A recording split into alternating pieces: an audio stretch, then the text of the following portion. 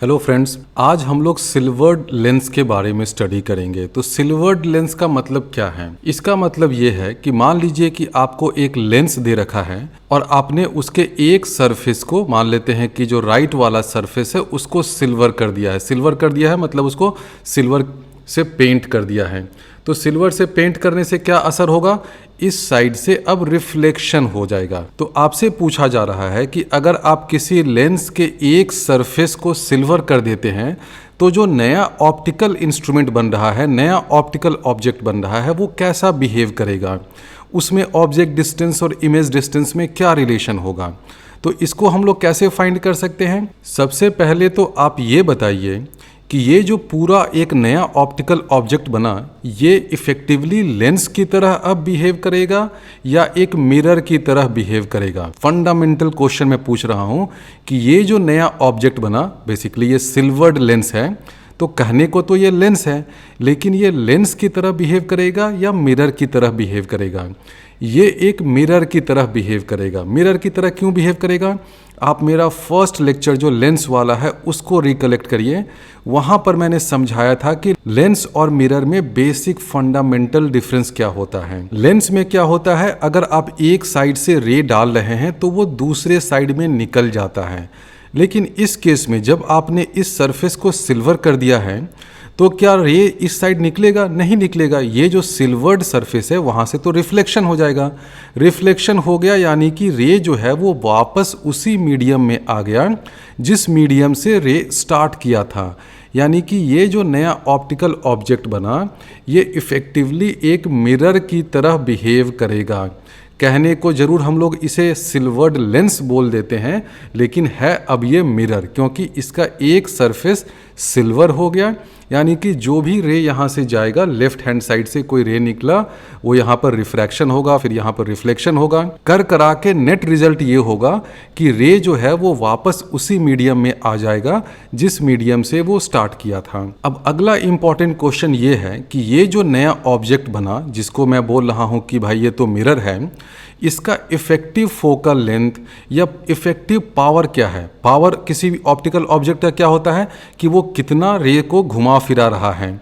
तो ये जो नया ऑब्जेक्ट बना, इसका पावर क्या है, इसका इफेक्टिव फोकल लेंथ क्या है? तो उसको कैसे फाइंड करेंगे? उसको फाइंड करने के लिए आप मान लीजिए कि यहाँ से लेफ्ट साइड में जो मीडियम है वहाँ से एक इंसिडेंट रे डालते हैं। तो इस इंसिडेंट रे के साथ क्या क्या होगा सोचिए। ये जो इंसिडेंट रे इस लेंस पे पड़ा, तो पड़ने के बाद क्या होगा? पड़ने के बाद इस इंसिडेंट रे का रिफ्रैक्शन होगा। किसके थ्रू? लेंस के थ्रू। तो लेंस उसे एक बार मिलेगा जहाँ पर इस रे का रिफ्रैक्शन हो गया। उसके बाद क्या होगा? रिफ्रैक्शन वगैरह हो करके ये जो रे है कहाँ पहुँचेगा? इस मिरर पे। मिरर उसे क्या करेगा? मिरर उसे रिफ्लेक्ट बैक कर देगा। यानी कि जो रे है वो वहाँ से वापस रिफ्लेक्ट हो जाएगा। लेकिन जब वो रिफ्लेक्ट होकर के निकलने लगेगा तो निकलने टाइम दोबारा इस रे का रिफ्रैक्शन होगा थ्रू दिस लेंस। तो इस चीज़ को मैं डिटेल में आपको समझाता हूँ। देखिए क्या हो रहा है। रे जो है यहाँ से स्टार्ट किया, सबसे पहले उसे एक लेंस मिला। अब ये लेंस और मिरर में डिस्टेंस नहीं है, बिल्कुल सटा हुआ है, दोनों कांटेक्ट में है। लेकिन जस्ट फॉर क्लैरिटी समझने के लिए इस लेंस और मिरर को हमने अलग अलग बना दिया है, थोड़ा सा गैप के साथ बनाया है। तो इस रे के साथ क्या क्या हो रहा है देखिए। बेचारा रे जब यहाँ से स्टार्ट किया इंसिडेंट रे, तो एक बार तो ये इस लेंस से रिफ्रैक्ट किया। यानी कि ये जो लेंस है एक बार अपना पावर इसको दिखाएगा, इस रे को। रिफ्रैक्ट होने के बाद ये इस मिरर पे फॉल किया। मिरर पे फॉल करेगा तो मिरर उसको रिफ्लेक्ट करेगा। यानी कि मिरर उसको एक बार अपना पावर दिखाया, PM लिख देते हैं। PL हो गया, एक बार इस रे को पावर कौन दिखा रहा है? लेंस दिखा रहा है। जब ये रे इस मिरर से रिफ्लेक्ट हो गया तो वापस लौटती में फिर से उसे ये लेंस मिल जाएगा। तो लेंस फिर से एक बार उसे अपना पावर दिखाएगा। तो जो रे वापस लौटा, इंसिडेंट रे जो यहाँ से गया था, उसको जाने और वापस लौटने के बीच में देखिए उसके साथ क्या क्या कुकर्म हुआ। ये जो लेंस है इसे एक बार जाने में मिला, फिर ये मिरर उसे एक बार मिला, फिर लौटती में फिर से ये लेंस उसे दोबारा मिला। यानी कि रे के साथ क्या क्या हो रहा है? एक बार रे गया, रिफ्रैक्ट हुआ, चलो भाई रिफ्रैक्ट होके मिरर पे जाओ, मिरर से रिफ्लेक्ट हुआ, रिफ्लेक्टेड रे को दोबारा लेंस मिला, फिर इस लेंस से वो रिफ्रैक्ट होकर के रिफ्रैक्शन के बाद वापस बाहर आया। इंसिडेंट रे ये है, एक बार उसका रिफ्रैक्शन हुआ लेंस में, फिर रिफ्लेक्शन हुआ मिरर पे, रिफ्लेक्शन के बाद वापस लौटती में फिर से उसे लेंस मिला, यहाँ पर फिर से रिफ्रैक्शन हुआ, तब जाकर के ये वापस आया। यानी कि जो इफ़ेक्टिव पावर है इस पूरे ऑप्टिकल सिस्टम का P इक्विवेलेंट, उसको हम लोग क्या लिख सकते हैं, PL, एक बार लेंस उस पर अपना पावर दिखाया, प्लस फिर लिखिए PM, एक बार मिरर उसको अपना पावर दिखाया, प्लस एक बार फिर से लिख दीजिए PL, क्योंकि फिर से उसको लेंस अपना पावर दिखा रहा है। तो ये हो गया effective power equivalent of this whole system.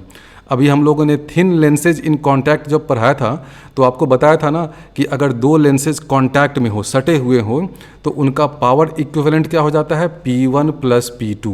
तो वहाँ ये फॉर्मूला तो हम लोगों ने लेंस के लिए डिराइव किया था, लेकिन एग्जैक्टली सेम चीज़ मिरर में भी होता है। अगर आपके पास दो लेंस है, साथ में एक मिरर भी आ गया, तो पूरे ऑप्टिकल ऑब्जेक्ट का, ऑप्टिकल सिस्टम का इक्विवेलेंट पावर क्या हो जाएगा, P1 प्लस P2, प्लस अगर मिरर आ गया है तो PM भी उसमें डाल दीजिए। तो इस सिस्टम में देखिए यही हो रहा है। यहाँ तक क्लियर होगा सबको। एक रे जो यहाँ से चलना स्टार्ट किया, उसको एक बार इस लेंस ने रिफ्रैक्ट किया, फिर इस मिरर ने रिफ्लेक्ट किया यहाँ पे, फिर लौटती में दोबारा उस लेंस ने उसको रिफ्रैक्ट किया। यानी कि ये जो रे है उसको लेंस से दो बार पास करना पड़ता है, इसलिए लेंस का असर उस पर दो बार होगा, यानी कि PL प्लस PL होगा। आप ऐसे समझिए कि मान लीजिए कि आप किसी डॉन के डेन में घुसना चाह रहे हैं। ये डॉन यहाँ पर मिरर बैठा हुआ है, ये डॉन है, आप इसके डेन में घुसना चाह रहे हैं। मेन गेट पर आपको उसका बाउंसर को उसका दरबान दिख गया, घुसने की कोशिश कर रहे हैं, तो दरबान पहले आपको पीट पाट करेगा, फिर बोलेगा अच्छा मेरे बॉस से मिलना चाहते हो, जाओ अंदर, बॉस तुम्हारा और हाल करेगा। अंदर आप घुसे तो यहाँ पर बॉस मिल गया, उसने आपको अपना पावर दिखा करके आपको रिफ्लेक्ट बैक किया, तो फिर से गेट पे आपको दरबान मिला, फिर लौटती में जाते टाइम फिर आपको वो अपना पावर दिखा करके आपको वापस भेजा। तो इफ़ेक्टिवली आपको दरबान से दो बार पिटना पड़ा, गेट कीपर से दो बार पिटना पड़ा, और जो अंदर जो बॉस बैठा हुआ है उससे एक बार पिटना पड़ा। तो इफेक्टिव इक्वेशन क्या हो जाएगा, P equivalent is equal to PL plus PM plus PL। अब ये पूरा सिस्टम जो है वो किसकी तरह बिहेव कर रहा है, ये तो हमने बता दिया कि ये जो पूरा सिस्टम है ये मिरर की तरह बिहेव कर रहा है। अब देखिए इसमें ये दो लेंस हमने ऊपर नीचे बना दिया है, होना चाहिए था एक ही साथ, ऊपर नीचे सिर्फ इसलिए बनाया है ताकि आपको क्लैरिटी हो, समझ में आए कि इस रे को इफ़ेक्टिवली लेंस से दो बार गुजरना पड़ रहा है। तो इसको ये मत समझिएगा कि लेंस जो है वो ऊपर नीचे है, लेंस तो एक ही जगह है, ऊपर में ही है, बस मैंने डायग्राम में क्लैरिटी के लिए एक लेंस को ऊपर बना दिया है, दूसरे को नीचे बना दिया है।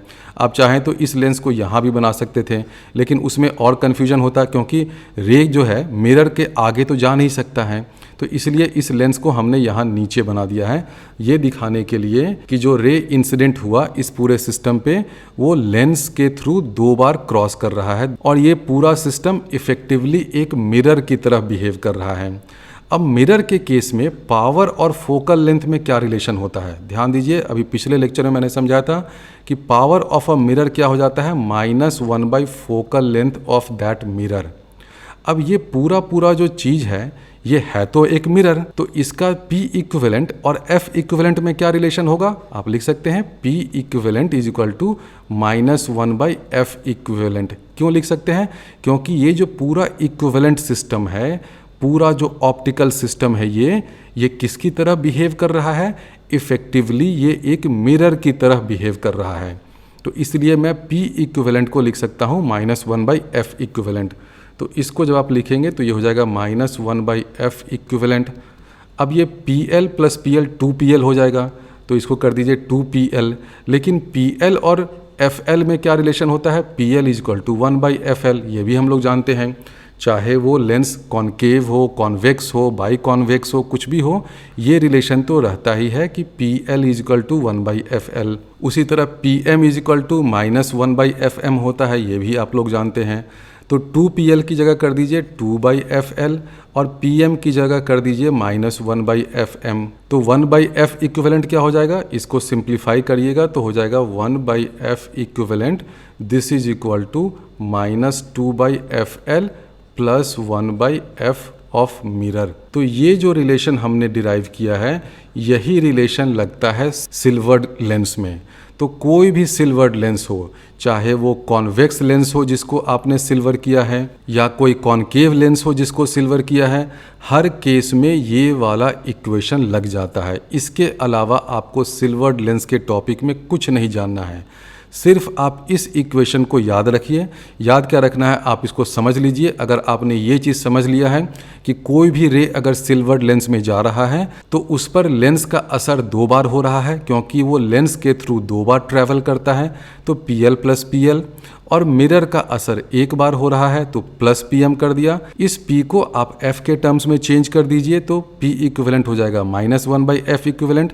तो यहाँ से ये बहुत ही अच्छा रिलेशन आ जाएगा that 1/F equivalent is equal to -2/FL plus 1/FM।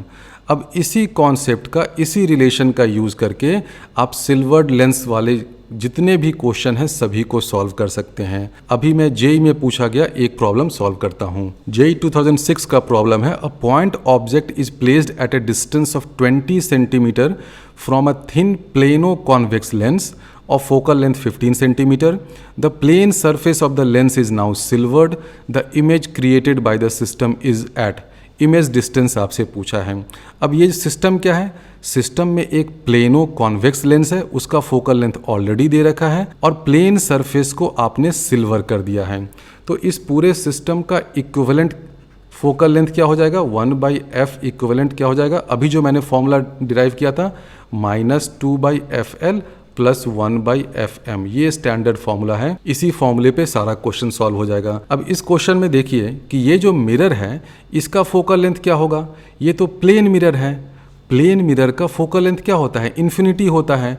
तो FM को अगर आप इन्फिनिटी कर देंगे तो 1/FM क्या हो जाएगा, ऑब्वियसली ये 0 हो जाएगा। तो ये वाला टर्म तो तेल लाने गया, 0 हो गया। तो 1/F इक्विवेलेंट क्या हो गया, 1/F equivalent is equal to -2/FL। FL क्या है, plano convex lens of focal length 15 centimetre, यानी कि लेंस का फोकल लेंथ है 15, तो इसको कर दीजिए -2/15। अब आपसे क्या पूछा है, आपसे पूछा है image distance for this object distance 20 centimetre. तो उसमें आप सिंपल रिलेशन लिखिए, कौन सा relation, 1/V minus 1/U is equal to 1/F equivalent, क्योंकि ये इक्विवेलेंट सिस्टम हो गया। लेकिन लेकिन लेकिन क्या ये रिलेशन सही है, आप कहेंगे कि हाँ बिल्कुल सही है, यही होता है ना, 1/V minus 1/U is equal to 1/F, क्या गलती है इसमें, आप F की जगह F इक्विवेलेंट लगा दीजिए। बिल्कुल गलती है। देखिए क्या गलती है, बच्चे इसी ट्रैप में फंस जाते हैं। बहुत ही अच्छा ये ट्रैप क्वेश्चन है। बच्चे देखते हैं कि अच्छा ये तो लेंस है ना, लेंस का इक्वेशन लगा 1/V minus 1/U is equal to 1/F, F की जगह ये पूरा सिस्टम सिल्वर्ड हो गया है तो 1/F इक्विवेलेंट -2/15 कर देते हैं। ये गलत है। क्यों गलत है, सोचिए। ये जो अब नया पूरा सिस्टम बना है, क्या ये लेंस है या मिरर है, ये तो मिरर है ना। मैंने बार बार बताया कि जब भी आप किसी लेंस को सिल्वर कर देते हैं, बोलने में जरूर बोलते हैं सिल्वर्ड लेंस, क्योंकि हमने एक लेंस के सरफेस को सिल्वर किया है तो इसलिए बोल दिया सिल्वर्ड लेंस, लेकिन है वो इफेक्टिवली मिरर। ये एक मिरर हो गया, ये अब एक मिरर की तरह बिहेव करेगा। तो मिरर हो गया तो मिरर इक्वेशन लगाओ ना। कौन सा equation, 1/V plus 1/U is equal to 1/F equivalent. तो ये करेक्ट रिलेशन है, इसका यूज़ करिए। U की वैल्यू क्या होगी, साइन स्कीम से इंसिडेंट रे इधर से जा रहा है तो ये नेगेटिव हो गया, ये पॉजिटिव हो गया, तो U की वैल्यू हो गई -20, 1/F इक्विवेलेंट हो गया -2/15। दोनों को सब्स्टिट्यूट करिए तो 1/V की वैल्यू आ जाएगी। तो ये हो जाएगा 1/V, U की जगह लिखिए -20, यानी कि 1/-20 ये माइनस हो गया, this is equal to 1/F equivalent क्या हो जाएगा, -2/15। तो 1/V इज इक्वल टू हो जाएगा -2/15 प्लस 1/20। इसको सिंप्लीफाई करिएगा तो V की वैल्यू आ जाएगी, आई थिंक -12 सेंटीमीटर आती है। यानी कि इमेज कहाँ बनेगा, इमेज इसी साइड बनेगा, नेगेटिव साइड में बनेगा, यानी कि लेंस के सामने बनेगा। तो ये क्वेश्चन बहुत ही अच्छा क्वेश्चन था, सिंपल आपको ये रिलेशन यूज़ करना था, उसके बाद आपको मिरर इक्वेशन लगाना था। ये बात हमेशा ध्यान में रखिएगा कि जब भी सिल्वर्ड लेंस वाला क्वेश्चन हो ना तो गलती से भी 1/V माइनस 1/U मत करिएगा, लेंस इक्वेशन मत लगाइएगा, मिरर वाला इक्वेशन लगाइएगा। वो लगाइएगा तो V की वैल्यू -12 सेंटीमीटर आ गई। तो ये तो हुआ इस क्वेश्चन को सॉल्व करने का एक तरीका, सुपर फास्ट तरीका, जिसमें आपने कौन सा फॉर्मूला यूज़ किया, ये फॉर्मूला यूज़ किया 1/f equivalent is equal to -2/fl plus 1/fm। अगर आप इस रिलेशन का, इस कॉन्सेप्ट का यूज़ नहीं करेंगे तो भी आप इस क्वेश्चन को सॉल्व कर सकते हैं, लेकिन वो लेंदी मेथड होगा, ज़्यादा कॉम्प्लिकेटेड होगा। उस मेथड में ऑब्जेक्ट यहाँ पर हैं, ऑब्जेक्ट से जो रेज निकलेंगी सबसे पहले तो इस लेंस के थ्रू रिफ्रैक्ट करेंगी। लेंस के थ्रू रिफ्रैक्ट करने के कारण उनका इमेज कुछ यहाँ पर बनेगा, और ये वर्चुअल इमेज होना है क्योंकि इस साइड तो रिफ्रैक्टेड रेज अब आ ही नहीं सकती हैं। तो अगर आप इस जादुई फॉर्मूले का यूज़ नहीं करेंगे तो सेम क्वेश्चन को सॉल्व करने के लिए आपको 2-3 इक्वेशन सॉल्व करना पड़ेगा। क्या क्या करना पड़ेगा? सबसे पहले आपको इस ऑब्जेक्ट डिस्टेंस के लिए, ये जो ऑब्जेक्ट है उसके लिए इस प्लेनो कॉन्वेक्स लेंस के कारण जो इमेज बनेगा I1, उसका आपको इमेज डिस्टेंस फाइंड करना पड़ेगा। अब आप ये देखिए कि ये जो I1 इमेज है इसका अगर प्लेन मिरर में रिफ्लेक्शन होगा तो इमेज कहाँ बनेगा? प्लेन मिरर है, यानी कि object distance has to be equal to image distance. और प्लेन मिरर में रिफ्लेक्शन के लिए ये जो I1 है, I1 क्या है? लेंस से रिफ्रैक्शन के बाद जो इमेज बना, लेकिन प्लेन मिरर में रिफ्लेक्शन के लिए ये ऑब्जेक्ट का काम करेगा। इस ऑब्जेक्ट का इमेज बना I2 यहाँ पर कितने डिस्टेंस पे? ये अगर 60 सेंटीमीटर पे है, आप इस प्लेनो कॉन्वेक्स लेंस के फोकल लेंथ वगैरह को यूज़ करेंगे तो आपको दिख जाएगा कि ये इमेज डिस्टेंस प्लस 60 सेंटीमीटर है। इमेज डिस्टेंस प्लस 60 सेंटीमीटर है, तो मिरर में जो रिफ्लेक्शन होगा उसके लिए ये ऑब्जेक्ट का काम करेगा, और इस ऑब्जेक्ट का रिफ्लेक्शन यहाँ बनेगा -60 सेंटीमीटर पे। अब ये जो इमेज बना रिफ्लेक्शन के बाद, ये ऑब्जेक्ट का काम करेगा किसके लिए? जब सेकेंड टाइम इस लेंस के थ्रू रिफ्रैक्शन होगा, तो फिर इसको ऑब्जेक्ट मानते हुए आप लेंस इक्वेशन यूज़ करके I3 फाइंड करिए, तो अल्टीमेटली यहीं पर पहुंच जाइएगा 12 सेंटीमीटर पे। लेकिन देखिए ये कितना कॉम्प्लिकेटेड मेथड है। आपको इसमें 2 बार लेंस इक्वेशन लगाना है और 1 बार रिफ्लेक्शन का ध्यान रखना है कि ऑब्जेक्ट अगर इधर प्लस 60 सेंटीमीटर पे है तो इमेज बनेगा -60 सेंटीमीटर पे। तो 2 बार लेंस इक्वेशन और 1 बार रिफ्लेक्शन का इक्वेशन, उतना सब ध्यान रखना है। सारे डिस्टेंस को बिल्कुल सही से जोड़ घटाव वगैरह करना है। वो सब करेंगे तब आप यहाँ पर पहुँचेंगे कि हाँ, इमेज, फाइनल इमेज यहाँ पर बना 12 सेंटीमीटर पे, यानी कि फाइनल इमेज का पोजीशन क्या हो जाएगा? -12 सेंटीमीटर। लेकिन अगर आप इस जादुई फॉर्मूले को यूज़ करते हैं तो इस क्वेश्चन को विदिन 1 मिनट सॉल्व कर सकते हैं।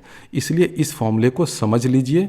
अब इसी कॉन्सेप्ट से रिलेटेड एक और बहुत ही अच्छा JEE 97 का सब्जेक्टिव टाइप क्वेश्चन है। इसमें एक लेंस है, फिर पानी का टैंक है, फिर फाइनली यहाँ पर एक मिरर है। इन सब के कारण इस ऑब्जेक्ट का कहाँ इमेज बनेगा वो आपसे पूछा है। तो इस क्वेश्चन को आप जरूर सॉल्व करिए। अगले वीडियो में मैं इसका सोल्यूशन दूंगा, लेकिन आप इस क्वेश्चन को जरूर खुद से अटेम्प्ट करिए। बहुत ही अच्छा प्रॉब्लम है। ये 97 का सब्जेक्टिव टाइप क्वेश्चन है। अब तो शायद ही कभी MCQ में इस टाइप का क्वेश्चन पूछे, लेकिन हाँ, इसको चाहे तो पैराग्राफ टाइप में या कॉम्प्रिहेंशन टाइप में ब्रेक करके जरूर पूछ सकता है।